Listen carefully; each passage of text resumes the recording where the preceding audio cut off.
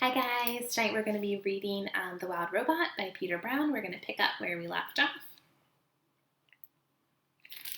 Right, with chapter 34, The Mother. Like most goslings, Bright Bill followed his mother everywhere. He was a slow, tottering little thing, but Roz was rarely in a hurry, and together they loved meandering along the forest paths and around the banks of the pond. However, they spent most of their time right in their own garden. You see, the garden was no longer scraggly. Thanks to the robot's careful attention, it was now bursting with colors and scents with flavors.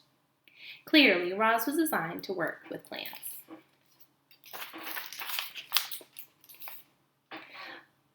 "Oh, Roz, you've been so busy," said Tawny as her family grazed on the wonderland of growing things. "This garden is glorious. You'll be seeing quite a lot of us around here." Tawny meant what she said. Each morning around daybreak, Roz and Bright Bill would hear quiet footsteps outside the nest. And there would be Tawny and Crown Point and their fawns, Willow, Thistle, and Brook, happily nibbling on the garden. The deer weren't the only visitors. The beavers became quite fond of gnawing on a certain hardy shrub at the edge of the garden. Digdown, the old groundhog, popped up to munch on berries. Broadfoot, the giant bull moose, came by to chew on tree fruit shoots. And of course, bees and butterflies were there every day, happily floating up through the flowers. There always seemed to be friendly animals hanging around the garden. It was amazing how differently everyone treated Roz these days.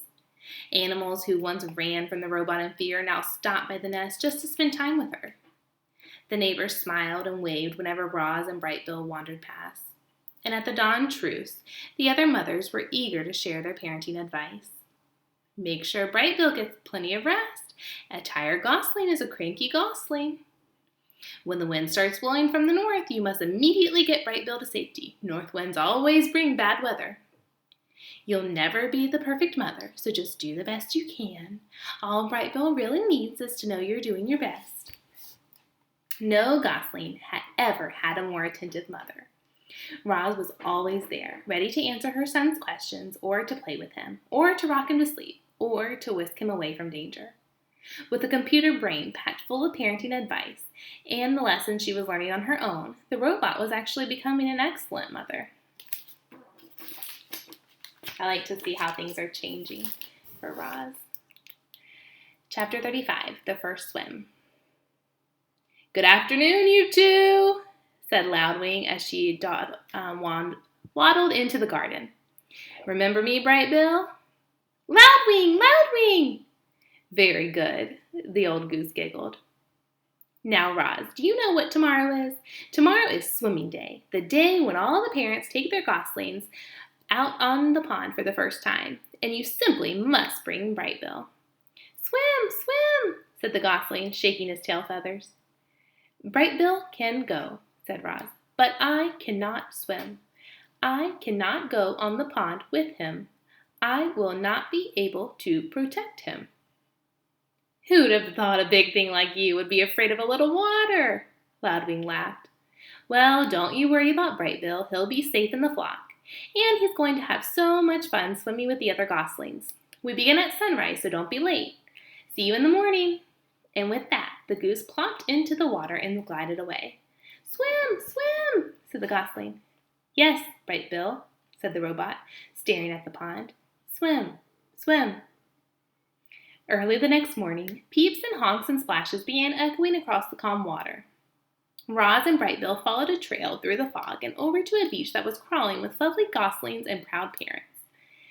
Roz took a few steps into the water, and her survival instincts immediately flared up.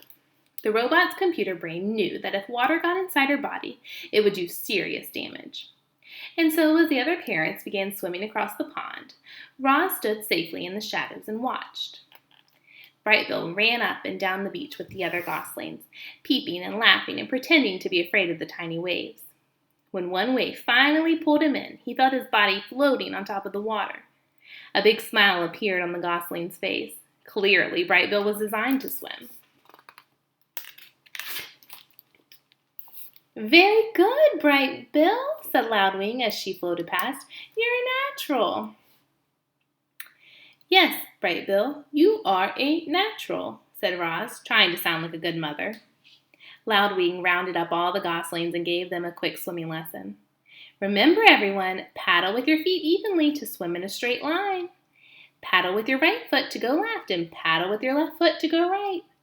Try it out and join the rest of us when you're ready. Happy swimming day! Loudwing and the other adult geese calmly glided toward the center of the pond. A jumble of goslings splashed and peeped with excitement, and gradually they paddled in the direction of their parents. Only Brightbill lagged behind them. The youngsters jostled and splashed and peeped with excitement, and gradually they paddled in the direction of their parents. Only Brightbill lagged behind. Mama, swim?